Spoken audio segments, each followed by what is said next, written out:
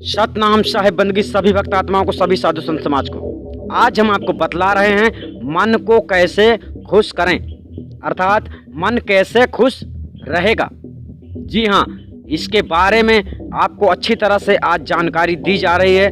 जिस प्रक्रिया को निभाओगे यानी समझोगे बूझोगे तो मन आपका खुश रहेगा। इस संसार में मनुष्य आया है और इस संसार में दुख और सुख समान रूप से बराबर है, यानी हर मनुष्य के अंतर्गत दुख और सुख दोनों ही बराबर रहता है। किसी को धन दौलत ना होने का दुख होता है और किसी के पास धन दौलत होने का भी दुख होता है। तो उस दुख को त्याग कर खुश होना है, सुखी होना है। तो सुखी होने के लिए, खुशी होने के लिए आपको क्या करना है? जब भी आपके साथ कुछ भी होता है, यानी गलत होता है, आपके साथ बुरा होता है, आपको दर्द होता है या कि आपको प्रसन्नता होती है, यानी आप कभी खुश रहते हैं बहुत और आप कभी दुख रहते हैं बहुत, ऐसी स्थिति शरीर में आती ही रहती है। तो इस संसार में आप जब तक जीते हैं, आपके साथ जो भी हो रहा है उसका दोषी किसी और को ना ठहराएं। आप ये समझें कि जो कुछ मुझे मिल रहा है वह परमात्मा के नियम, इस संसार में जो नियम संविधान है, कर्मों का फल ही मुझे मिल रहा है।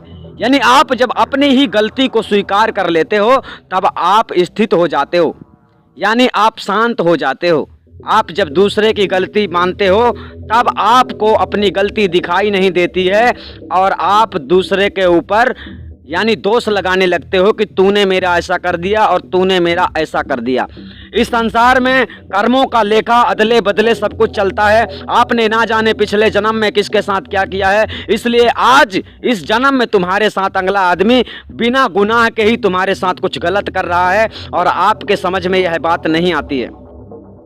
यानी आपके साथ जो भी घटना घट रही है उस घटना को परमात्मा के संविधान के अनुसार प्रसाद रूप समझकर प्रसन्नता से ग्रहण करना चाहिए, भले ही आपके साथ कोई गलत कर रहा है। क्योंकि इस धरती के संविधान को आपको नहीं पता है कि इस धरती का संविधान कैसे चलता है। अदला बदला आज आपने किसी को मारा तो कल आपको वो मारेगा, यानी यकीनन वो निश्चित रूप से आपको किसी न किसी रूप में मारेगा। तो हो सकता है अगले जन्म में आपने उसके साथ गलती की हो और आप उसकी कोई गलती ना रही हो, इस जन्म में आपको वह उसी गलती की सजा देने के लिए आपको बिना गलती के भी मार सकता है।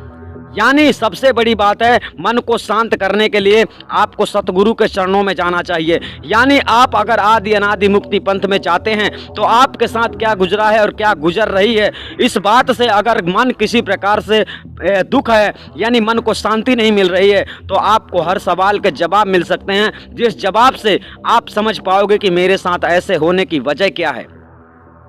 और आप जब ये समझ लेते हो कि परमात्मा की दुनिया है, वो अपने ही हिसाब से दुनिया को चलाता है, तो फिर आपको मन को शांति होती है, क्योंकि परमात्मा जो चाहेगा वही होगा।